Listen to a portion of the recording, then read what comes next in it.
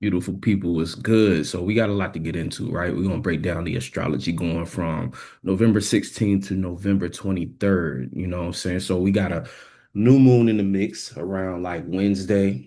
And then right now we're in the tail end of Scorpio, right? So Scorpio season is always like, that time where some of the deeper things are starting to be revealed to you. It's a fixed water sign. So things are emotional already, but to add to that, we got a bit of a grand water trine. So a grand water trine basically means we have a planet in Cancer and Scorpio as well. A planet in Scorpio, Cancer, and Pisces, right? And so these are all creating this trine, which a trine provides you with kind of a flow, a steady flow of energy, right? When it comes to the water element, water deals with our emotional world, our emotional body. So overall, the emotions are kind of taking precedence. So there was a time where we had most planets in water. We had, yeah, majority of the planets in the sky, we had it in a water sign.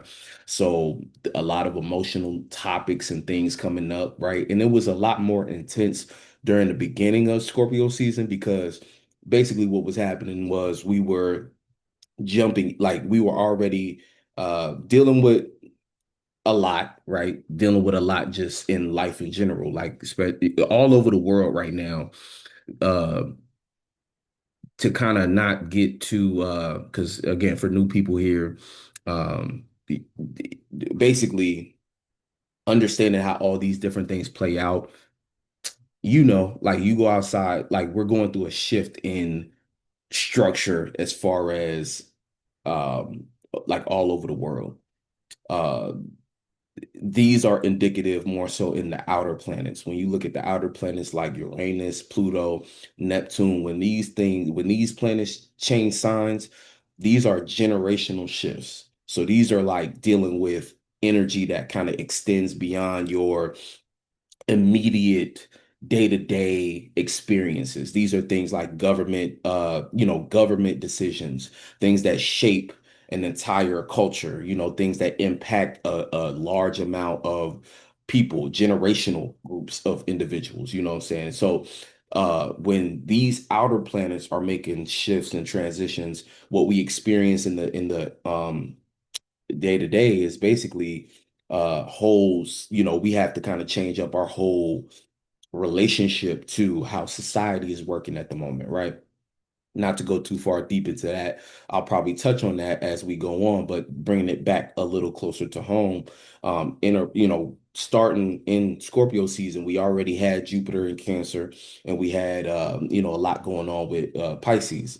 I'm not sure if Saturn was retrograde at that moment, but Saturn has been doing the dance in between Aries and Pisces, and Neptune as well has been kind of on that teeter-tottering, if that's the right expression. I think there's a teeter-tot, whatever.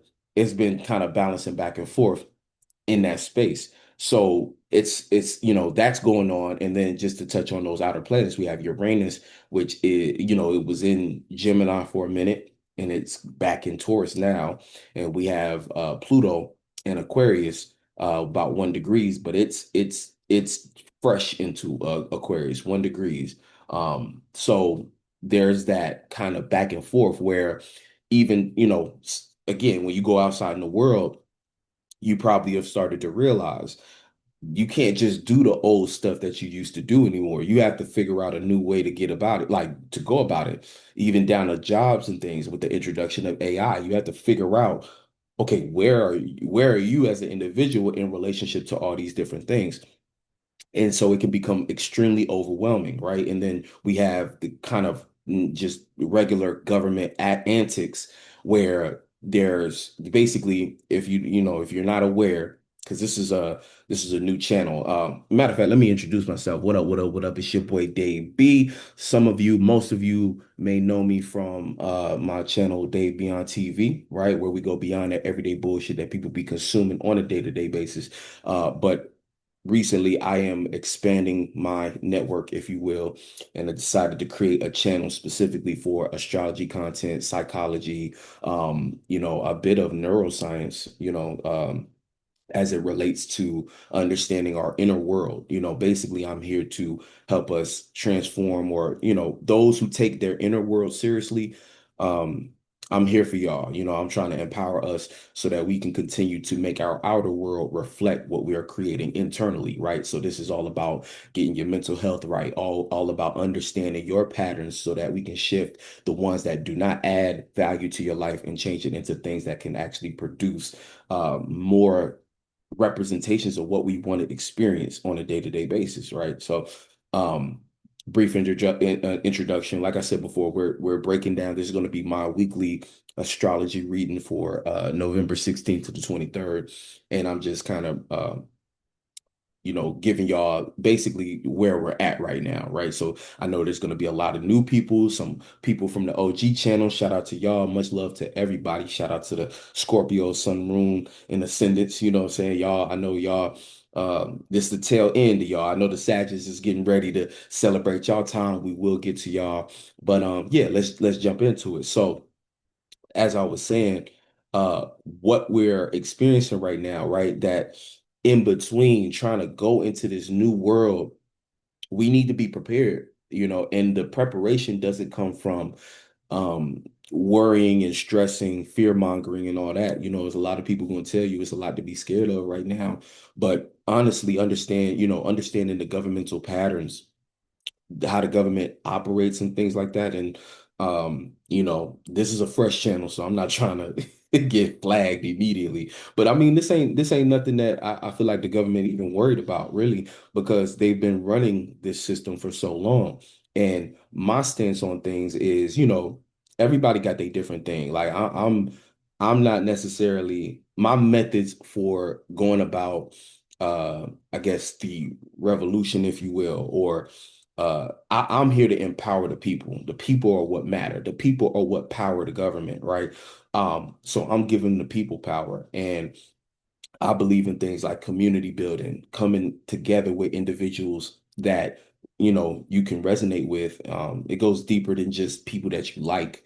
I mean, people who have a similar sentiment about life in the world and the things that matter. And I'm about creating systems between us in which we can operate in a way that, again, see, a lot of what people don't understand is that,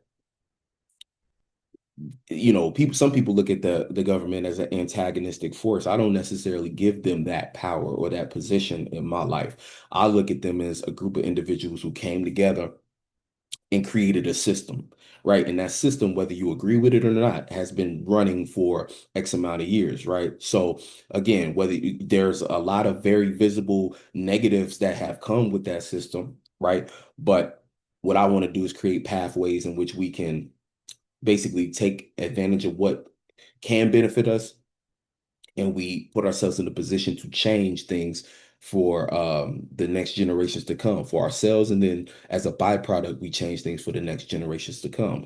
With lack of knowledge men perish, what I'm saying. So this is the knowledge, this is the information, and again, I know what I know.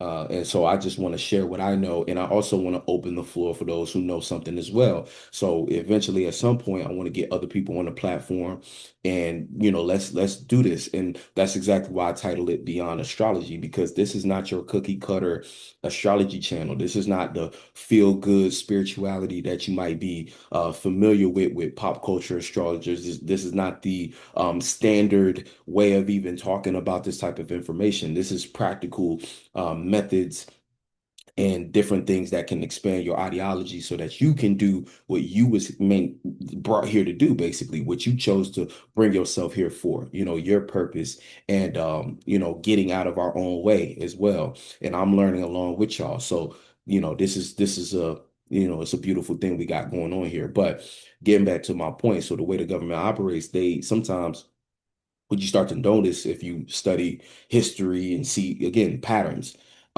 it's always them creating a desperation, a deficit, a recession. They're creating the poison, feeding it to, basically presenting it, and a lot of times that is a byproduct of them trying to fix something else. So they try to fix things, but then they break something, but they basically create the narrative around what's broken, and then provide it to the people. Like, and honestly, it's the people's choice whether they bite the bait and the government sit back and watches how they bite the bait, or if they don't, right? And they basically do their next move based upon that.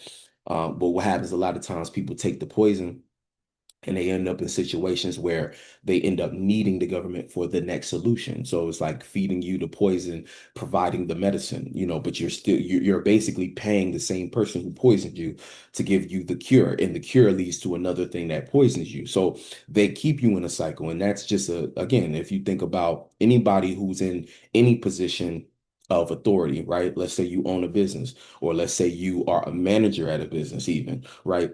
Or just have the mind of a leader, or a person of high status. You understand this. You understand that a lot of times the manipulation tactics and the way people run things um, aren't necessarily out of malice, but you start to understand how people come to those conclusions when they get into a certain position of power. And I'm not saying I agree with that. I'm not saying that's the right thing to do. If anything, I'm saying there are alternatives to doing things certain ways. But as the people, if we want to make change, we have to position ourselves in there, in that space. And along the way, what you start to realize is, you start to realize why you can't do certain things. Like, for the simple example is casting pearls among swine, right? If you've heard that expression, basically what it is like is the equivalent of giving basically information to people who cannot handle it. So another example on my spiritual journey, and I'm sure a lot of people can relate to this. I was like, yo, I want to I'm getting new knowledge. I want to share all this knowledge with the people around me.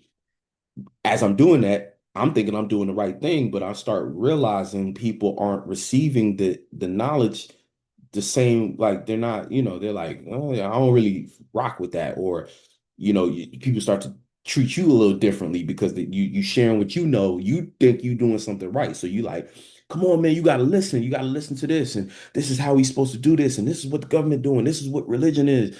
And you're saying all these different things, but there's a lot of layers, right? People build comfort zones, on their whatever belief system they are with, especially, like, for instance, religion. A person who's heavily invested into religion don't want you coming around talking about anything outside of that religion, because they've gotten comfortable with a certain system, and that system is how they operate their lifestyle. And you cannot just take that from someone. If they're comfortable with something, you can't just drag the rug from under them, because two things that happen, right? And it could be and or. So the first thing that'll happen, a person will start to resent you and attack you because they believe that you are against them based upon what they're comfortable with, right? So that's one. The next one is, let's say they buy into the idea of what you're kicking, and you snatch the rug from under them. They'll end up resenting you as well by making you responsible for replacing that new spiritual system. So if they take the negative route, they'll start to resent you for making them question their own faith or whatever it is they believe. I'm using religion just as an example because it's a pretty good one. They'll start to resent you for making them question their faith, think that their mission is either to convert you or to, whatever. People can get aggressive. It's no telling how far that could go, right? Um, but the other one is, if they buy into your idea or the new information you're kicking, they're going to start to become heavily dependent on you to provide them with the guiding light. And one thing you got to remember is, although you may be made in God's image, you are not God. You start to take on responsibilities that are truly not yours. The only responsibility we really have here in this lifetime is to be yourself, and being yourself. Your actions and your movement, everything you do is a ritual and a prayer, right? How you move is meant to inspire others to do the same for themselves. And see, this is a interesting segue, right, into what we are experiencing in this age of social media, or digital media, or interest media, whatever you want to call it. I like to call it commercial media, right? Where a lot of people are being sold ideas and want to sell you an idea, in order for you to basically fund their lifestyle, right? Good or bad. Some people, it's just what it is. People are selling you things. People want you to be invested in their, again, and nowadays people aren't even understanding the principles of building a brand or understand, because see, one thing you got to understand too is like in this content creator era, a lot of people are doing this very surface level without no real purpose, mission, vision, or nothing. So what you're going to start to see, and this is kind of what I'm predicting as far as how Uranus and Gemini is going to kind of play out, right? Right now it's in Taurus. What I was saying back when Uranus got into Taurus was that the new currency is authenticity, is how genuine and sincere your ideas are and the articulation of them, the execution of them. Those things are kind of like the trifecta that's going to determine how far you're able to go with your stability, with your ability to basically change your situation. Because Uranus is the planet of change, innovation. So being that it's so early degrees, right, or late degrees Taurus, early degrees Gemini, that it's going towards Gemini, it's a layer of, you know, we're trying to advance. You're trying to get to the next stage in life, in development, right? These are generational planets, so keep in mind these pertain to the advancement of your psyche. Like, I know I'm probably hitting you all. If you knew, I apologize because I'm probably hitting you all with a lot of concepts, but just rock with me. I made this channel so that we can go deep into all of this stuff. And so by the, end of this video, you rock with me, what I'm saying? Hit that subscribe button, hit that like button. You'll catch on, what I'm saying? You'll catch on, hit the bell notification. Because again, I don't know, in a couple videos you might get it. Those who get it, get it. Um, the advancement, what I'm saying? So that was the piece that we had to learn. And so it's actually quite an interesting thing right now with Uranus retrograde and going back into Taurus, because it's about like you got to reconnect with that. And like I was saying in the very beginning of this video, so many things go on in the physical world as below, right? In the third dimension that can distract you. Your bills, very important. I'm like, again, this is not that feel good astrology, spirituality. No, I'm gonna tell you pay your bills. I'm gonna tell you make sure that you're doing things. Don't quit your job yet, or figure out. You know what I'm saying? We gonna get to topics like that, right? And that's honestly, if you are interested in being an entrepreneur and you're trying to figure out pathways to go about that, that's what my OG channel is about. Is what I'm saying? So go ahead and subscribe to that channel, Dave Beyond TV, and that'll provide that blanket, what I'm saying? Because basically that's what I'm doing. Like all of these different things is I'm bringing y'all along with me. I learn, you learn, we share, we connect, community, growth, expansion, all that. But getting to my point, right? Uranus and Taurus going back. Taurus is all about values, right? So it's the value, it's connecting to what's true to you so that you know what needs to be kind of like what you need to invest in, basically, right? And when you invest in it, whether that's through learning more about it, doing more with the information that you learn, taking that action, and being an individual, because that's the key too with Uranus. It's about your individuality. So the more you invest in the things that you as an individual are interested in, it basically works as like a bank. Think of your ideas as um currency. Those beautiful ideas of yours can only grow and compound in interest if you invest into your interests. You get what I'm saying? I'm kind of using financial terms and to help you give that concept or that metaphor for you to understand what really matters, you know what I'm saying? Because what you'll think is a lot of things can affect you. And again, like I said, I'm growing too. And these are things I've learned in my life, right? A lot of times self-doubt or your immediate situation and circumstance will cause you to kind of get off that. Stop investing into the things you're interested in because I got to pay the bills. So you take 10, you got like four jobs. or you spend, or and then think of the cycle that happens when you are exhausted, right? You're chasing the bag.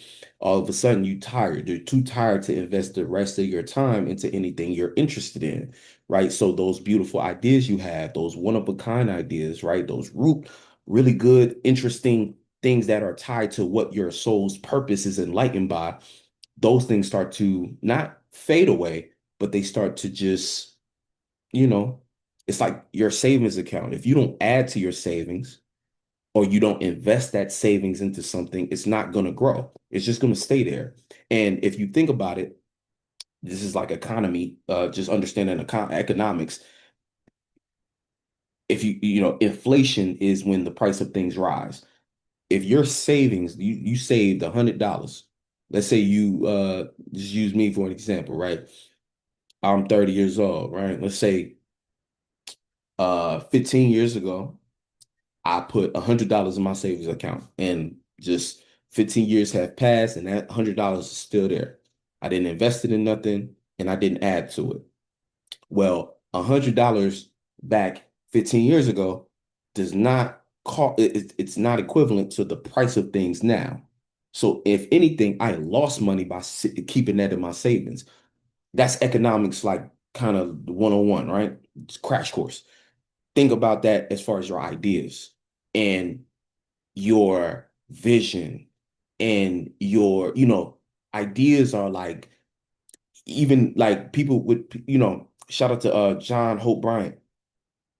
Um, he talks a lot about real estate, investing and things like that. Really, wealth of knowledge, right? He's wealthy and, did important things in life, right? Basically, I was watching one of his podcasts, and he was saying capitalism comes from the Latin word capitas. I think that's the, don't quote me, quote him. I was like, oh, see, but capitas, if you look up that Latin root, it's ideas. Matter of fact, well, I'm not going to do it right now because I'm trying to get to, other points. But what people think capitalism, right? Capitas, the first part of that comes from the Latin root, meaning ideas, the ideas. And if you think about it again on some spiritual shit, that is what separates you and makes you unique. It's the ideas you have coming from, again, you as an individual, your perspectives, what you've done, like what you've gone through, your experiences, um, the things you've brought from past lives, you know what I'm saying? Memory, things that you resonate with, things that you like, even the things that you dislike and repel. All of these things are important because they make up the essence of you. And what happens is, again, you'll start to realize, paying attention to the patterns, everything in society or distributed by kind of like government ideologies. And when I say government ideologies, I do also include religion. All of these things have a role in, basically all these things are presenting you templates. So, you know, the template is how they run things, right? Now, on the surface, it may not seem like the bad thing to do. I'm not even saying it's bad, but you might not see the wrong in it. All right. The issue with a template is a lot of people don't go deep enough to personalize it.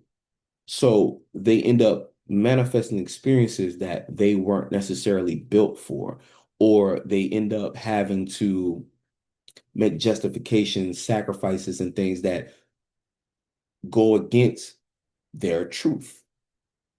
For example, you grow up in the church, right? Your parents believed in the same things, so you believe in them. But let's say you start to discover, you learn more about yourself, you realize you're homosexual. So now it's like you right there is a conflict, because if you're going by how these things are structured, the religion and what it says is the right thing to do, now you conflicted, right? When if we go deeper into something like this, right? Ain't nothing wrong with, like, basically, if you look at it, you'll start to think something's wrong with you as an individual, right? When the it's not so much you, it's the belief system that you were just brought up in. So again, it creates this conflict that for a younger person can be kind of devastating. You know what I'm saying? So if everyone in your family is following that same doctrine, you start to feel like everyone is against you. You know what I'm saying? This, like, people really be going, people hurt themselves based upon scenarios like this, right? But you're only, think about it, that person feels guilty now. That person starts to develop shame, and trauma, but that comes from where they're at rather than, like, and when I say where you're at, I mean, like, you just was brought up in a certain system, but that's not truth. Like, if you were to remove yourself outside of that belief system, you're not wrong. You could live the type of life you want to live, right? And so it's like, again, the template, personalizing it to you. That's what everybody should be doing, right? Within these religions, like, personalize it to you. But a lot of times what happens is, based upon them wanting to preserve the tradition of it, it creates these conflicts with a person and who they want to be, right? Because the point is not so much about, like, even though I use that as an example, right? I'm just talking about kind of how trauma develops and how you could be doing things in this with templates that were given based upon tradition, not understand, and go large portions of your life either going against who you really are or creating scenarios in which you have to kind of, like, yeah, you either going against yourself or you're having to build up the confidence and go basically come out of that. You got to fight out of those ideologies that are being pushed onto you based upon that template being considered the right way to be, right? Within whatever culture you're brought up in, right? You know what I'm saying? So what I'm on, and that's just one example, but another example, I mean, even down to the, think of all the things that society puts on the table to be debated, like even race. You know what I'm saying? You'll live your whole life having an ideology about who you are, or ideology that could restrict you based upon the color of your skin or where you come from, your culture and things like that, how you talk or what you don't know. And you'll think you as an individual are confined to that stereotype, when that's all, when we start talking about witchcraft and magic and stuff like that, that's exactly what that is. It's a mental, they gave you a mental mind frame to be stuck in, and that mind frame goes against who you are, and who we are is, as a spirit, you're supposed to have the ability to go where you want to go, where you're supposed to go, right? So if you're trapped and confined into that one ideology, you can start to see how all of these things can play out and create what we're experiencing on a mass scale now, which is mental health issues and crisis, trauma, and those traumas create difficult. Basically, they make it even more difficult to establish healthy relationships. With poor relationships, right? Relationships that are toxic and things of that nature, you create toxic family dynamics. Toxic family dynamics produce toxic children more often than not. And those toxic children continue the cycle of whatever generational curse that your family in particular have been indoctrinated with, basically. You know what I'm saying? So you see how the cycle repeats. These toxic people interact with other people. And again, when I say toxic, I don't even want to make it seem like, these are people walking around with, they're just all bad. These are just regular people, right? But they're people who have a skewed view on how things go because they didn't have any examples for themselves, right? And then again, you layer that's kind of like the underlying problem, because see, when that's going on, right? You're having these weird situations but amongst other human beings that create more and more mistrust amongst each other. So it creates a dynamic of separation when the only way that we can actually make change or make anything happen is if we come together. And so what you start to see is those same templates and indoctrinations and things like that that were provided by the powers that be, right?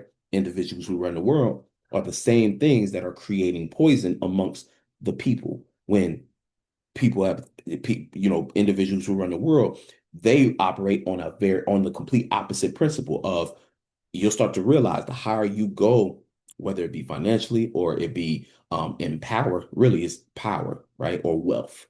Finances, no, not so much. Like there's a point, a threshold when you start to get into the conversation of wealth. And then that conversation of wealth is with power and ownership, and who owns what, and not just who you think is the owner. Like for instance, not just who owns that blockbuster, I'll use blockbuster, aging myself.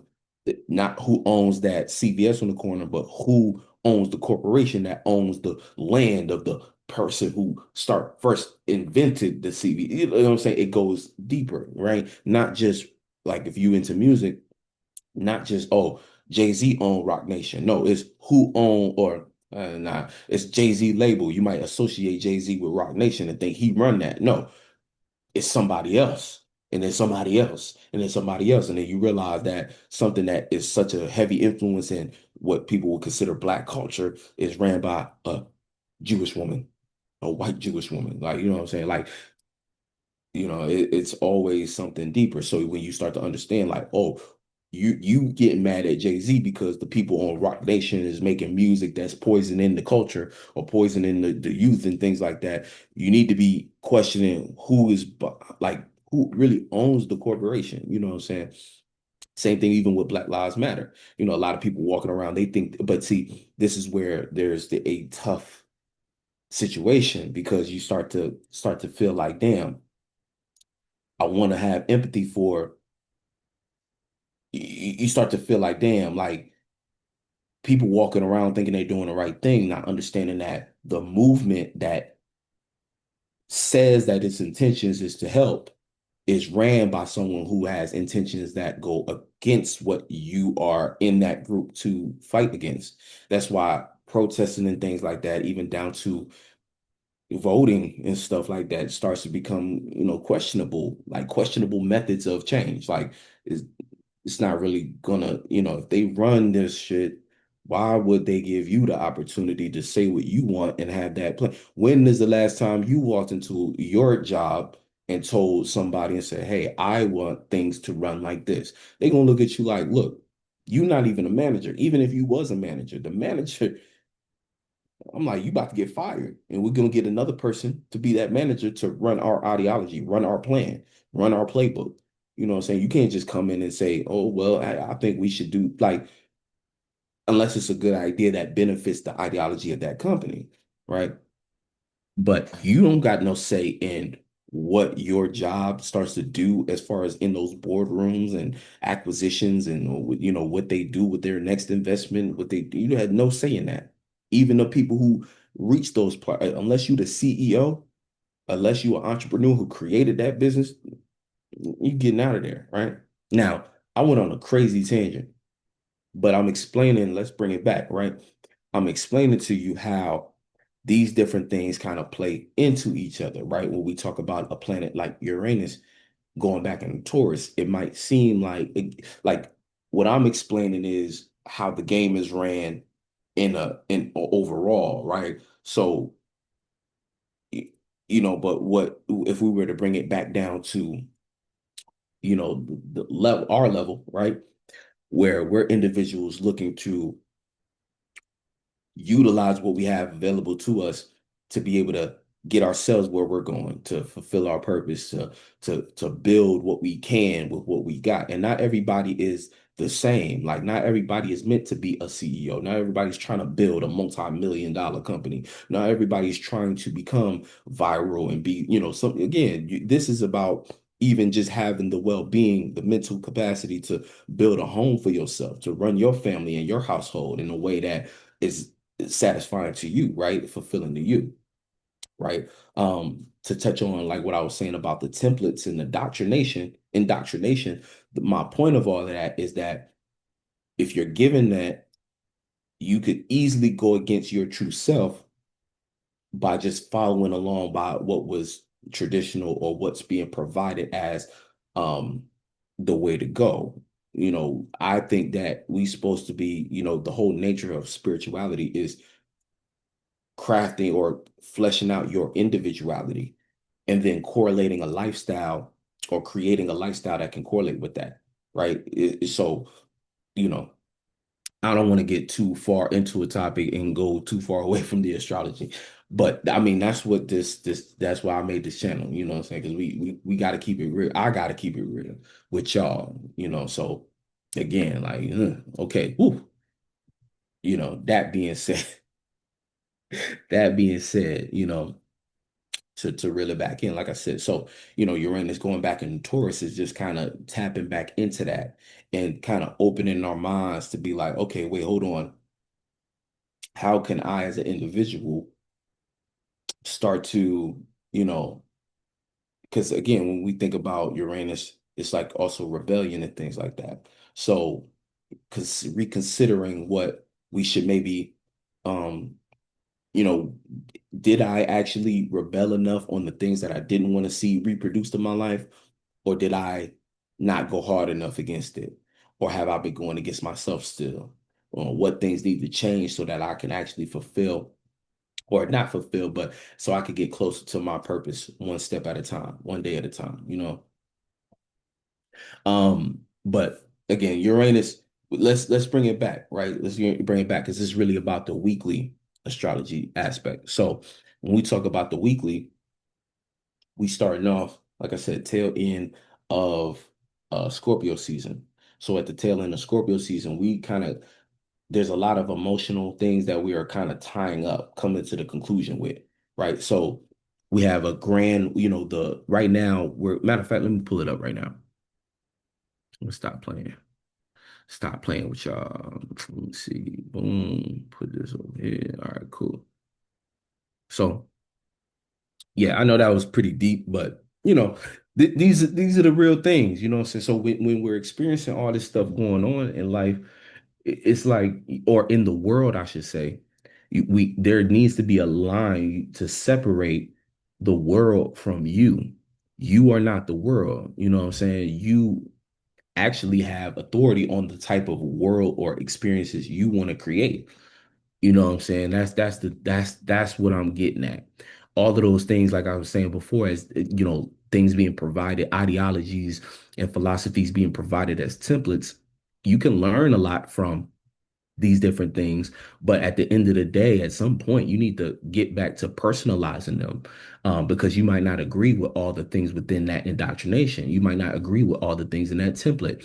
And when you, as an individual, start to come upon certain experiences, these things might stretch you in ways that either are going to break you out of that, or they'll make you so scared of yourself that you will just kind of go against your true self, and that's really my point, you know.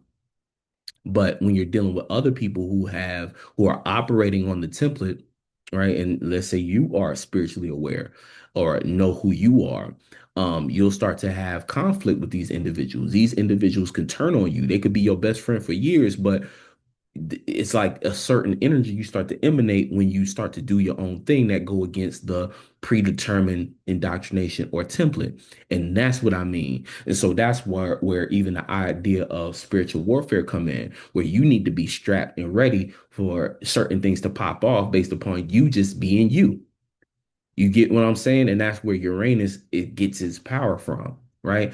And to tie up what I was saying about Uranus, because I was talking about it being in Taurus, but then going into Gemini, what we're going to start to see is a lot of surface level individuals who you can tell by how they're talking, right? A lot of content creators about to go out of business potentially, because what we're going to start to see is there's going to be an overflow of information to the point where people are going to start to be able to easily identify when someone is speaking with no substance, when there's content coming out with just the sole purpose of trying to sell you some shit.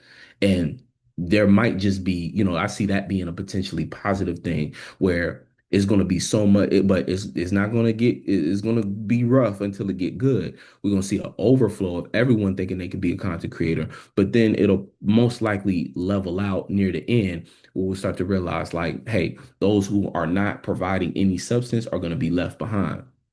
If you're not being an individual as a with your ideas and your information, and you don't have a nice way of delivering that information, it could be and or. So even if you do got all the good information in your mind, if you don't have an interesting way or a captivating way or a clear way of communicating that, you're not gonna make it that way, you know? Um, yeah. And I know I opened up a couple other dialogues and strings, but I plan to tie them all in. But I want to bring us back to what we're dealing with this week. So we got this moon right now. We got the sun 24 degrees Scorpio, and we got the moon in Libra. So the moon in Libra right now is again back with the relationship with ourselves. Like that right now feels like kind of the theme of the week, right? How we feel about the relationship with ourselves, right? And what's interesting is we got the sun 24 degrees back to this water trine. We got Jupiter at 25 degrees and we got Saturn at 25 degrees retrograde in Pisces.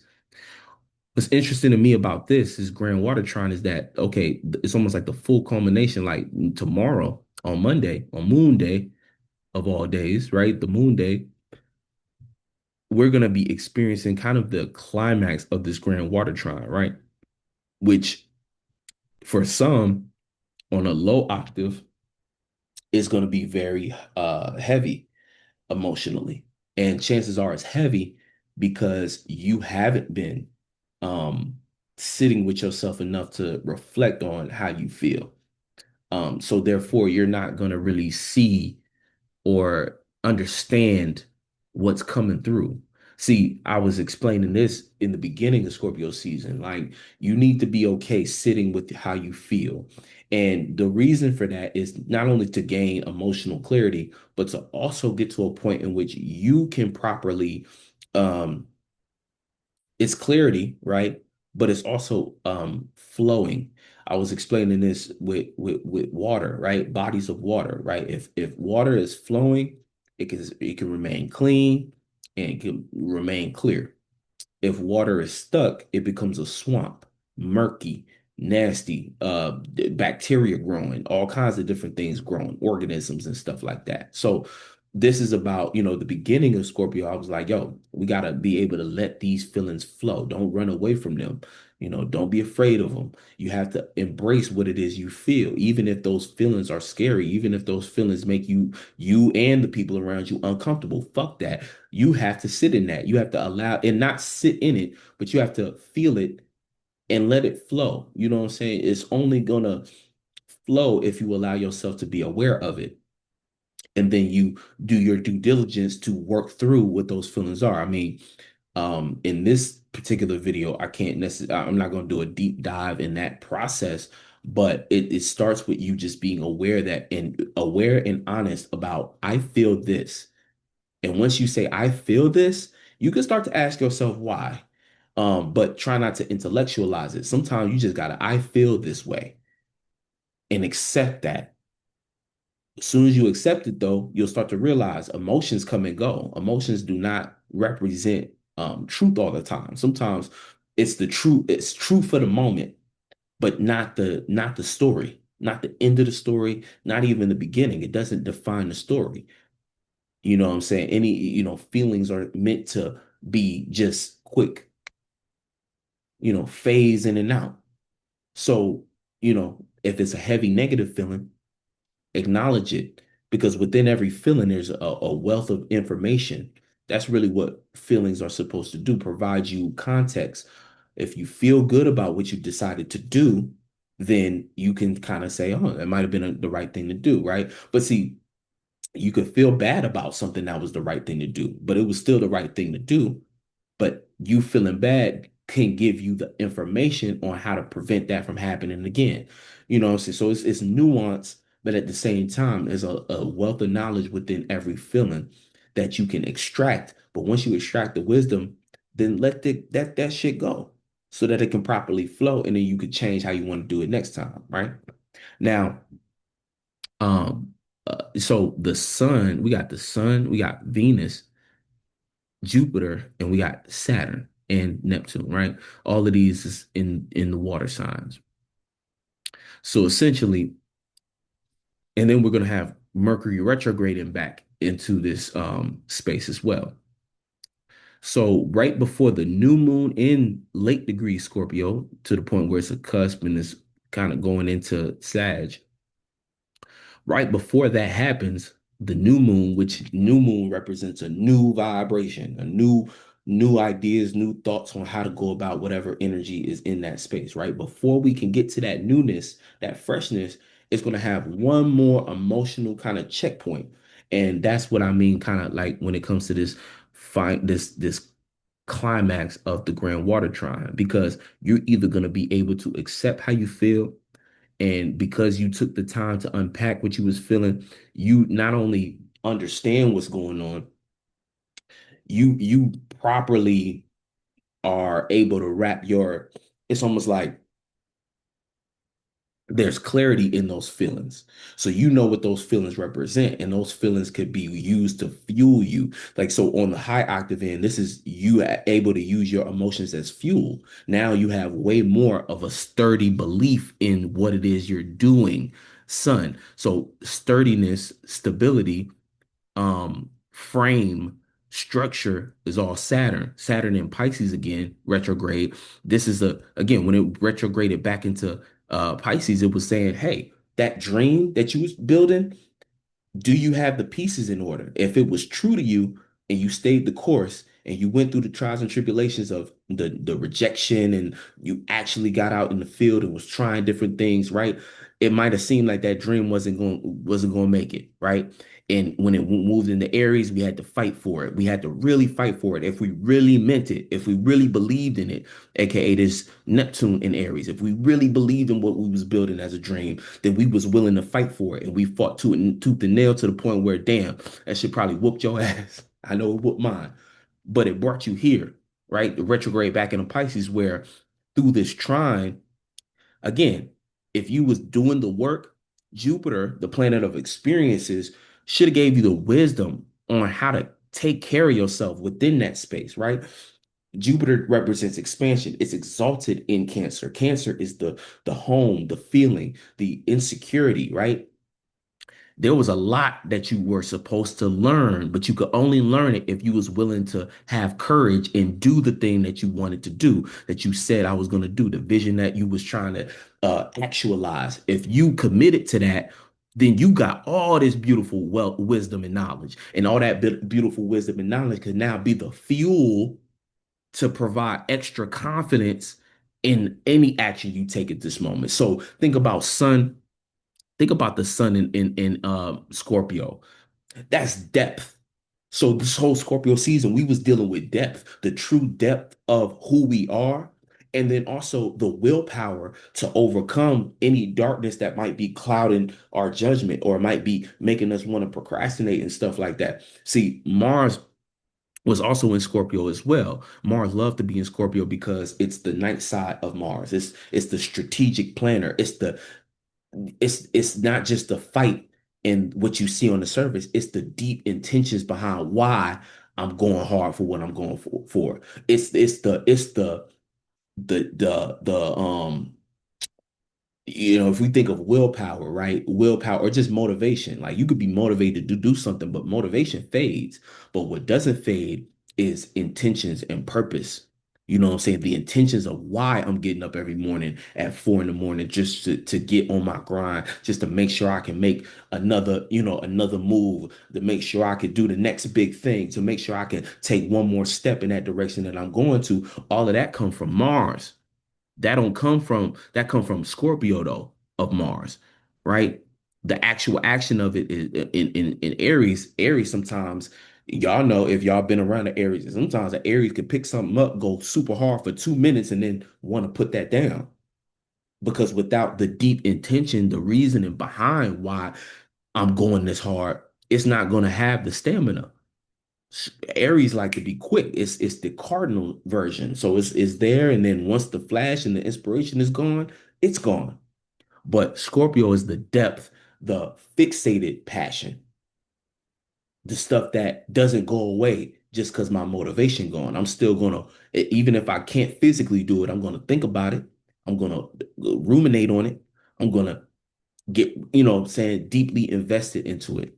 Eighth house things, right? The motivation you can't see, the inspiration you can't see. You don't know why I'm going this hard, but I got a real intention behind what I'm doing. So that was what we were supposed to be picking up and learning all the way now to the where the sun is in the third decan of Scorpio, which is Cancer. Now we need to fight for what we care about. We need to deeply invest ourselves in what we care about. We need to deeply care about what it is we want to achieve in order for it to manifest properly, right? Now we're going through a waning period, which if you're not familiar, after the full moon, it's basically a release.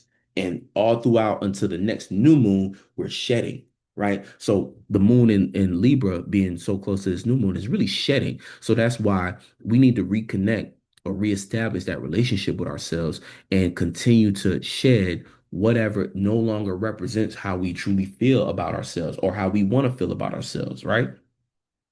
Now, as the moon hits, when the moon actually gets into Scorpio, I feel like that's going to be a even deeper activation of this final grand water trine checkpoint, basically. And that's going to basically confirm whether or not those feelings that you started to invest in, whether or not they're going to be fruitful or are they going to backfire. And the only way they'll backfire is if you've been operating on that lower octave, which is allowing all the fear, right? And again, sometimes it's fear, sometimes it's your fault, sometimes it's just truth. And what I mean by that is your fault because let's say you know that this is what you want to do. You know that you're deeply passionate about this thing, but you just did not allow yourself to believe that you could do it. So you went against yourself. You started to lie to yourself. You distracted yourself. You plunged yourself into deeper, whether it be addiction, self-doubt, distraction. You plunged yourself into that because you lacked belief in who you was, and you didn't care enough to fight for it. You didn't care enough to develop the courage. You didn't choose to do it even if you were scared. So you didn't get the wisdom and knowledge. You didn't get to expand, nor get to experience what it is that you was meant to experience in order to feel the way that you're supposed to feel to put you in a position to actually go for what it is that you're going for. I know that was a mouthful, but I'm telling you that it get this deep. That's why this astrology stuff, like I said before, it's a tool, a powerful tool at that, but it is not a Bible. It's not God. Well, debatable about the God part, but it's not the same as religion in regards to, you know, supposed to be. It's not a crutch, if you get what I'm saying, right? It's a tool, and it's not God. And even and to that point, it's not God. You know, all things, that conversation is different. Say God is all possibilities. So in a sense, you know, but but again, astrology itself is not God though. It's who's using it that is the activation of all possibilities, which is you as a spirit choosing to go down a pathway, if y'all get what I'm saying. So I'm trying to stay away from, which I can't really do because I've been doing this for so long. I'm trying to stay away from certain words because they trigger certain associations mentally that I don't want people to get the wrong idea of what I'm saying. But hopefully through how I'm expressing it, the sentiment is still caught and received. And if it's not, then we'll work on that. This is like, this is all of this stuff is a process. Not everybody gonna understand how I'm delivering information. It is what it is. You know what I'm saying? I'm gonna continue to grow and find better ways to get the point across. And those who want to stay will stick around. You know what I'm saying? But again, that astrology is a tool, but not a crutch, is really the essence of what I'm saying. It's a tool, not a crutch. It's not about, oh, well, Mercury retrograde. I mean, my ex is coming back and I can, no, no. It's about the thought forms you lost in. You keep thinking a certain way that's producing the very thing that you claim to hate about your life, right? So let's get into this Mercury retrograde going back into Scorpio. So Mercury was in Sag, right? So we was getting ideas about the bigger vision. We were trying to expand and go places, but then we in a place where we got to rethink that. We might not be seeing something in the big picture. We might be too focused on that big picture, and we're missing a couple details. And those details are tied into maybe how we truly feel or what our true intentions are, right? Depending on what house you have these energies in, that's going to determine kind of where this area of life, what area of life is going to be triggered by this, right? But it's essentially you trying to expand, but there's one thing that you cannot get over emotionally that's holding you back, right? Or on a positive end, right, or the higher octave end, right? I don't like saying negative and positive, more so on a higher octave end, if you are operating at a different frequency than kind of like the negative one, or like one that's like explaining the frequencies is just low octave just means that you are like stuck in something and you're dealing with something, so you're trying to attack something, you're trying to unravel something, you're kind of fighting through something to change it. High octave means that you've already changed it, or you're noticing and experiencing life in this new frequency, right? You shifted yourself into a space in which you feel satisfied, and you feel like, okay, I'm just trying to maintain this peace, or just trying to maintain or operate at this level continuously, right? So Mercury, on a high octave end, Mercury is looking at now that, so let's say you already transformed that feeling. So now you are experiencing new thoughts about where you're trying to go. So this is more about refinement. This is more about, okay, I've already made the emotional shift. Mercury going back into Scorpio is you analyzing the results of that transformation. And then now you can pick apart and choose, okay, let's add more of this and let's continue to get rid of that. You know what I'm saying? So it's a lot more mental clarity, but coming from a true emotional space, just because Mercury going into Scorpio is kind of plunging deep. So it's like you could think deeply about what you already transformed and changed that was helping you expand, and you can double up on that. Now you know, oh, that works. So now let me continue to unpack whatever emotion that is. And let me triple down on that, right? And that goes alongside that grand water trine, to where now, because you had the courage to go out and experience the things you were supposed to, you expanded your emotional understanding of yourself and the things that around you, right? Because when you understand yourself, you understand more about the world. So this knowledge is allowing you to expand at a level and rate that is greater than what you was previously. And now with all that new information about your emotional world and how you feel and the things around you that's affecting you, now you can make more powerful decisions on what direction you want to take in that space, right? And that's that Mars in Sagittarius working for you as a combination. Because now it's like, oh, okay, I could take my passion and direct it into whatever I want to expand in, right? So that adds a lot to the vigor, and now you can move with wisdom, right? You can expand with wisdom. Now, when and that's going to be what the full moon is basically um supporting. I mean, I said the full moon. That's the new moon. That now the new moon has something to look forward to, basically. So when that new moon happens, let me go ahead and move this. Let's do 24 hours. It's gonna reset, right?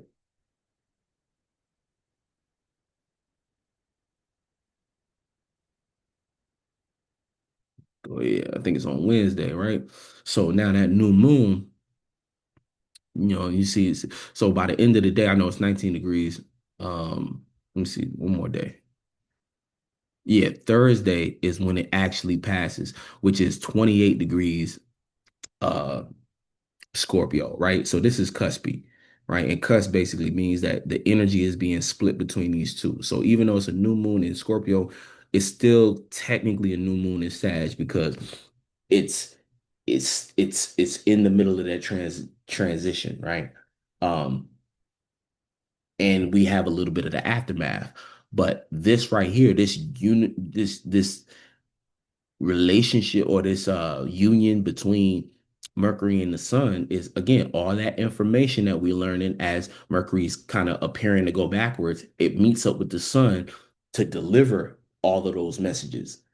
See, Mercury has an interesting cycle. I love watching Mercury throughout the transits because Mercury does this thing where it goes, Mercury will never be, I think, two signs ahead of where the Sun is, right? Or I think that's the limit. So Mercury is either one sign before in the same sign as the sun or one sign ahead. And what Mercury does, Mercury's so fast, it's like a little kid. And this is a good metaphor for you to understand children. Children have more stamina. They're sponges. So they go out and they learn a lot, and then a kid who goes a little too far, every now and then they get taught life's lesson of slow your ass down. And that's where they come back and they learn from the sun. But this is why it's almost like if you think of a little kid who is going around and getting all these new things, new things, new things, they get too ahead of themselves and they experience having to come back to the parent, right?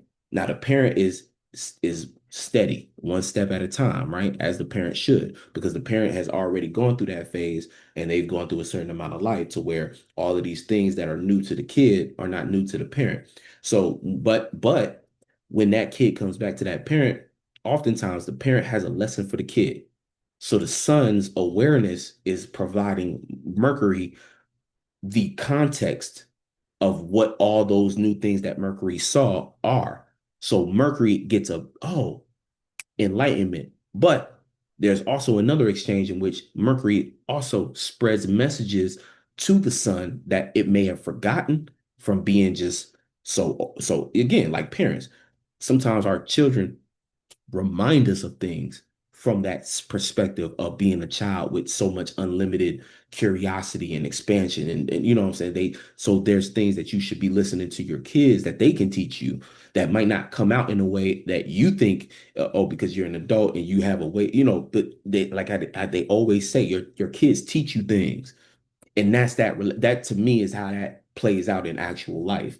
But right here we see a miniature kind of form of that where Mercury will expand or Mercury will extend itself or go a little further, right? So we see Mercury go into Sag, but then get a little too ahead of itself and have to come back, right? And so that the information exchange is the sun providing context to Mercury getting the vision due to letting go of emotional baggage.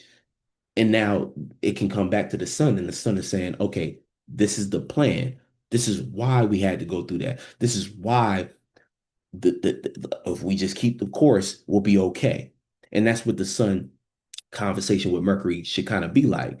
It should be like you understanding, like, oh, like you having basically, this is adding even more emotional courage. I said emotional courage, but I guess that's true. Like, because through you having the courage to do what you was already trying to do in the first place, you start to realize, man, I'm way ahead than like I even thought. You might have a lot of doubt around certain things and your ability to get to achieve certain things just due to, life and its struggles. You know what I'm saying? Like sometimes you go on, especially when you're going for a vision, a mission, a purpose, life is gonna it's not just one linear stretch. It's sometimes it's ups and downs, ebbs and flows. All my entrepreneurs, all my content creators, y'all feel me on that. And sometimes it's like, and just regular artists, y'all feel me on that. But this thing of ours, if you really care about it, you're supposed to do it regardless, right? They say it's easier said than done. Well, I'm gonna do it regardless. You know what I'm saying? Shout out to Star Village. Go ahead to check that out. You know what I'm saying? New music on the way. Now, but that's real stuff. But all of this is supposed to be providing you with even more courage to continue to go for that. That's what I was saying by this grand water trine is so much more significant than I think individuals realize because through it, there's a resurgence or a like reignition or I forget the word or the term, right? A reminder of just how close to that dream we are. And again, retrograde in true retrograde fashion. But that's if you've been operating on that high octave. If you've been operating on a lower octave and you didn't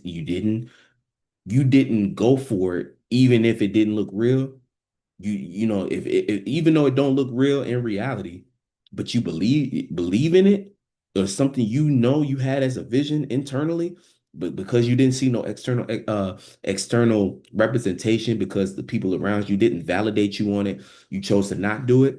Well, guess what? That's your lesson, and it's never too late. But that is your lesson. That is your mistake. That is your trial and tribulation. Having to sit there and be like, damn, if I just, next time I need to, not even next time, right now, I need to have courage now. And you still got time. It's always time. But, you know, that's what happens, man. That's what happens to us, unfortunately. And when I say us, I just mean people, spirits and human bodies having this human experience. We forget, we lose our connection to God, which is all possibilities. And when you get a vision, God damn it, you better go for that shit. You know, God gave you that vision, you know. And when I say God gave you it, really you gave yourself that, but you took it away. You let the world around you tell you that wasn't possible, or you let people who never did anything in their life, or me, even if they did do something in their life, if they did something in their life, who's you deserve to do something in your life, but you let the wrong things influence you. And that's just like that's a life lesson that you gotta grow through.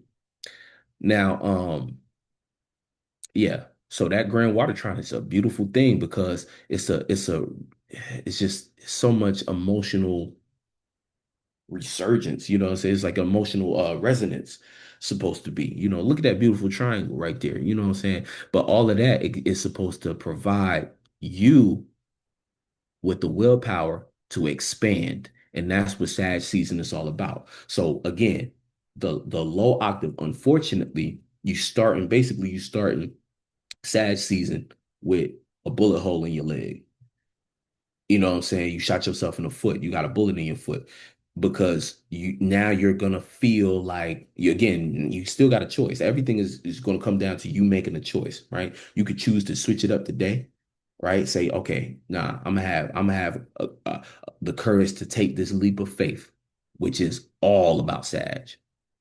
Or what's more likely to people who are on the low octave, you'll start to come up with all the justifications to run away from your purpose.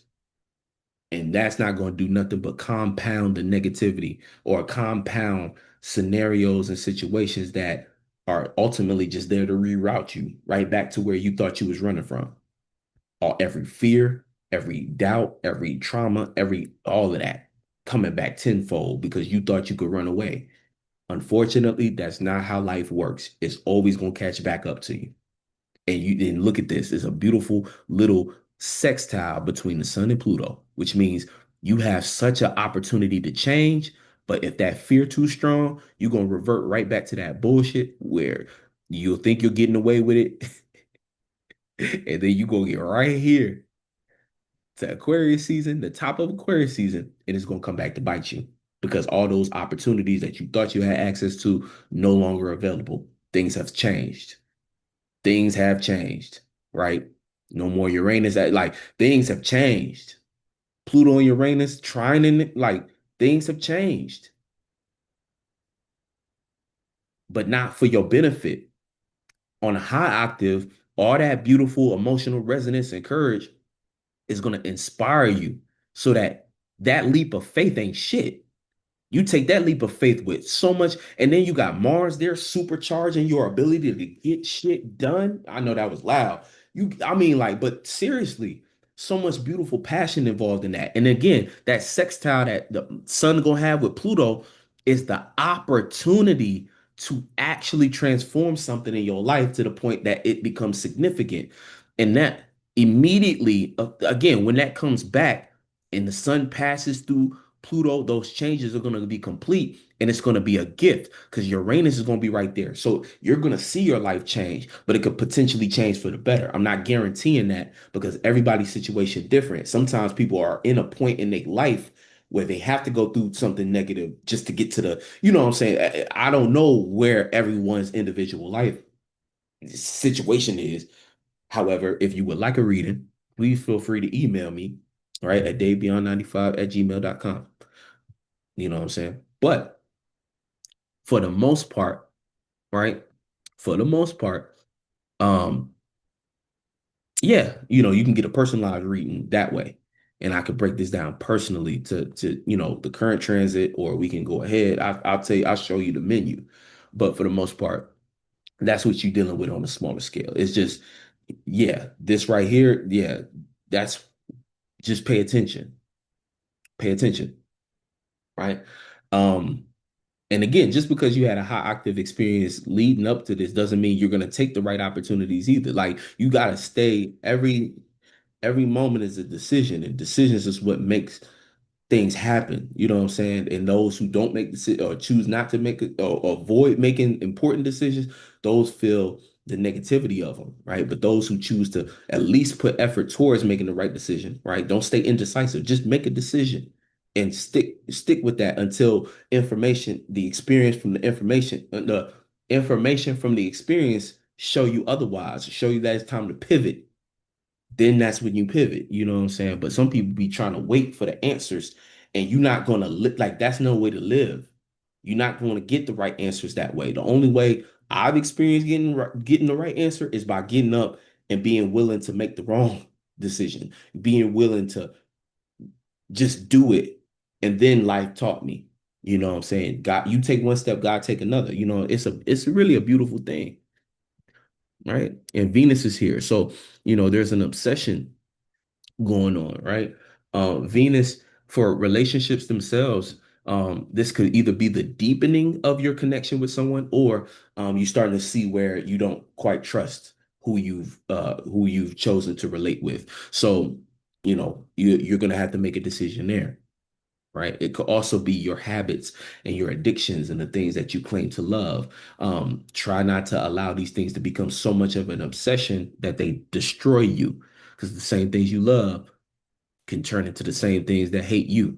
So don't become a victim to that by loving the wrong things or obsessing to things, it's obsession to the point of wanting to control, because that's not real love either. That's kind of Venus and Scorpio's problem sometimes on the traumatic end. If you've been traumatized as a Scorpio or a Venus and Scorpio, you'll think that love is control, whether it's someone controlling you or you controlling something. So you'll start to do tactics to get just what you want, and not understanding that the answer to get what you want, you have to be vulnerable to ask, or you have to be vulnerable to give.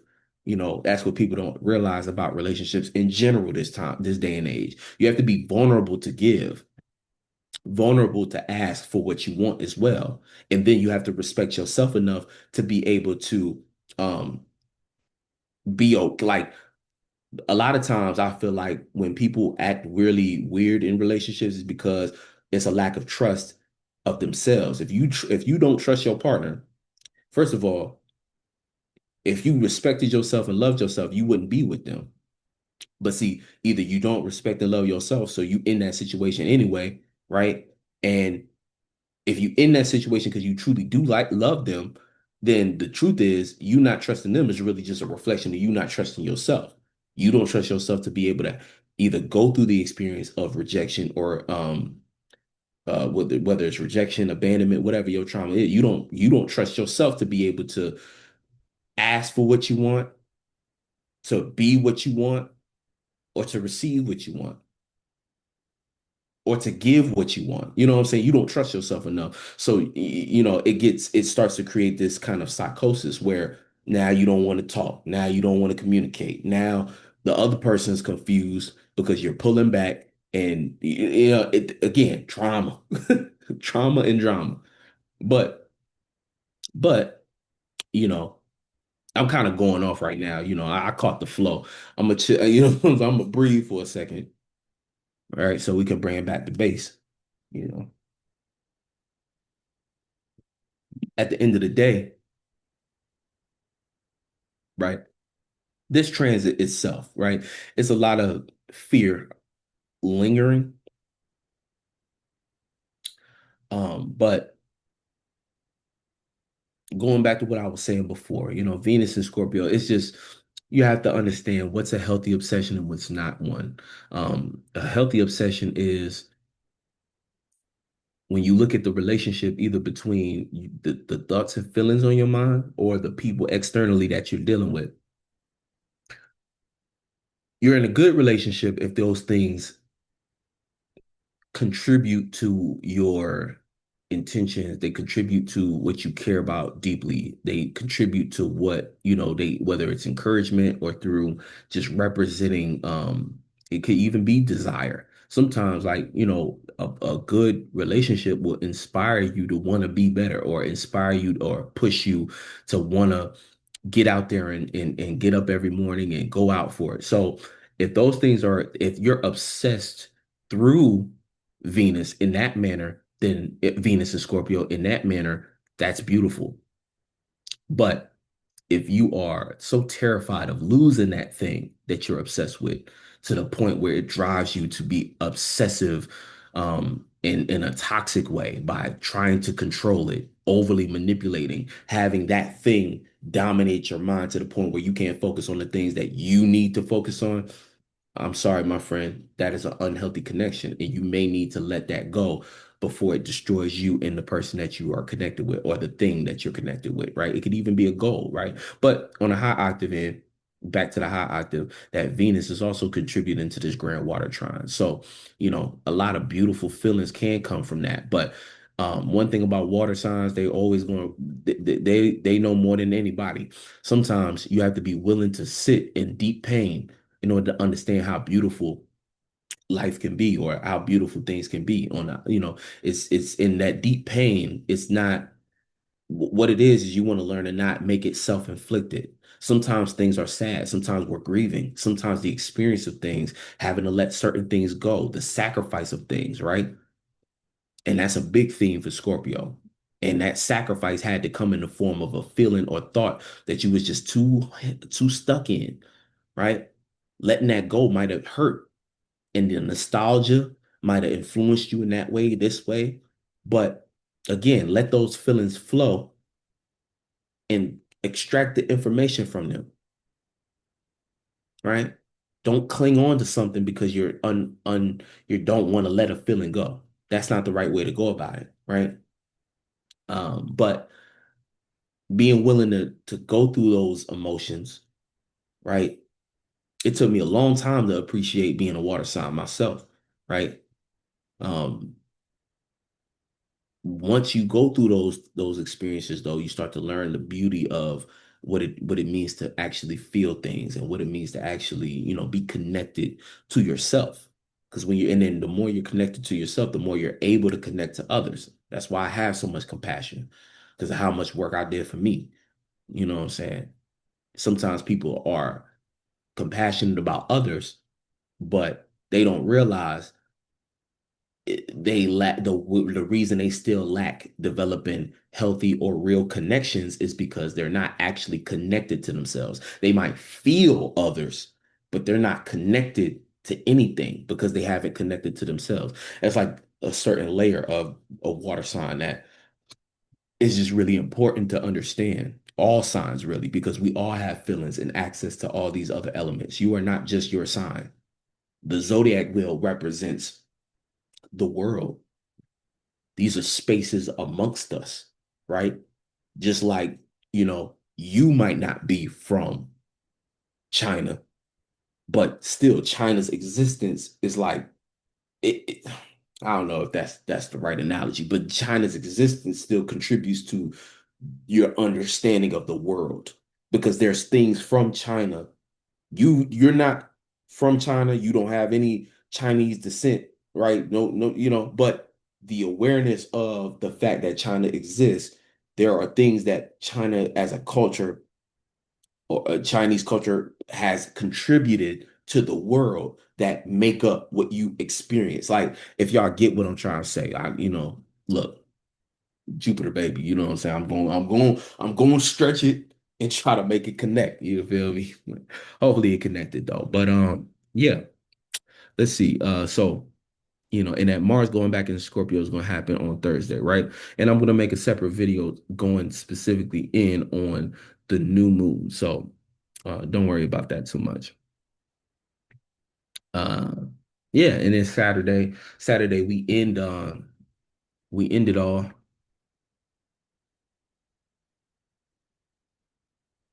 Saturday, Saturday, 0 degrees Sagittarius, right? And then right back to Sunday, right? Now let's talk real quick about the moon's travel. So the moon started in like I said in Libra, that relationship with ourselves, and then kind of our final conclusion on the depth of feeling that we experience. And then the moon going into Sag is this new feeling of expansion, right? Again, it's either going to inspire you to go for it through the new moon. And when I say that, even though it's inspiring, does not mean it's going to feel good. Does not mean it's not going to have hella fear and doubts and all that. You just got to push through it. Like I said before, that grand water trine should have gave you the reminder that, hey, you'll be okay. Go for it if you're ready. If you're not ready though, it's also okay too, because you just might not be ready.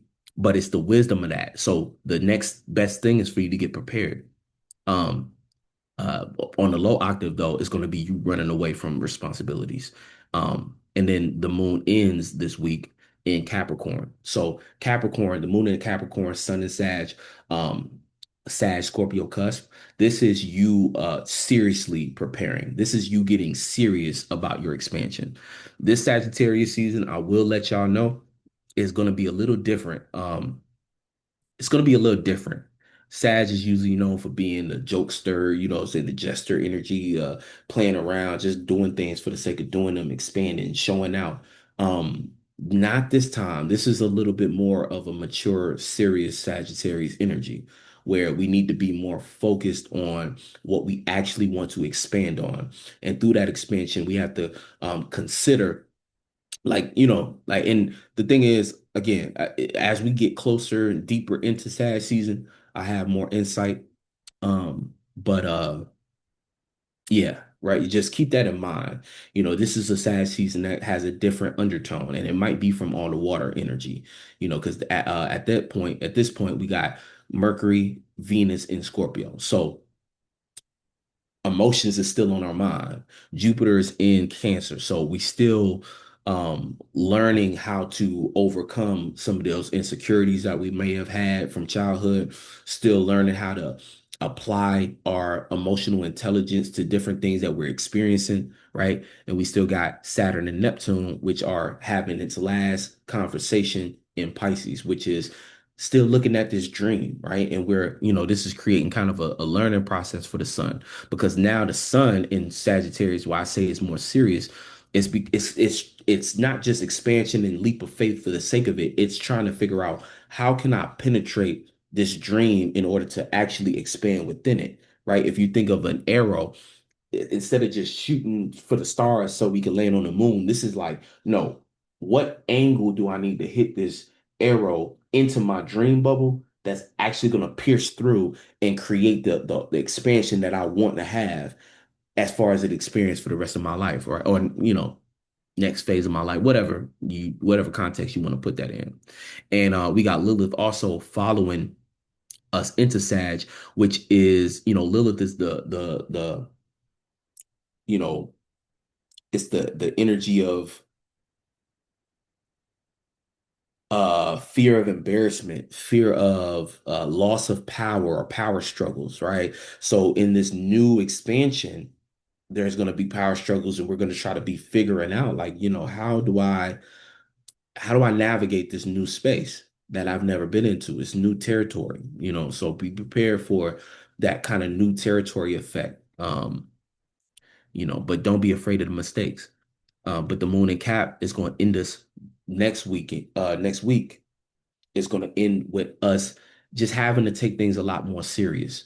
A lot more commitments need to be made. And so, like I said, on a high octave, you're ready and you're willing. On the low octave, you're running away from them. So you may shrink up on responsibilities. You might reject responsibility. Um, you might allow the weight of the physical things in your life to kind of distract you from your purpose and things like that. So just stuff to be aware of. Like I said, I'm gonna go ahead and make a new moon video um that'll come out probably before this because I need a shorter video. Um yeah. Anyway, it's gonna come out before this probably, most likely. But we shall see. But anyway, let me go ahead and stop sharing that. Yeah. Anyway, I appreciate y'all for tuning in. Like I said before, leave a comment below where you have Sagittarius in your chart, right? Let me know where y'all have or Scorpio and Sagittarius. Let me know. And yeah, we'll be right back here. Like I said, this is the new channel for all things astrology, spirituality, mental health. We go and tap into neuroscience, even though I am not a neuroscientist, but I'm interested in the subject as it relates to psychology. You know what I'm saying? So I appreciate each and every one of y'all who came through. You know what I'm saying? Drop a like. Let's get this channel boosted up. Also, if you would like a personalized reading, feel free to email me at davebeyond95@gmail.com, and I'll get back to you as soon as possible. Much love. I'll catch you on the next one. Peace.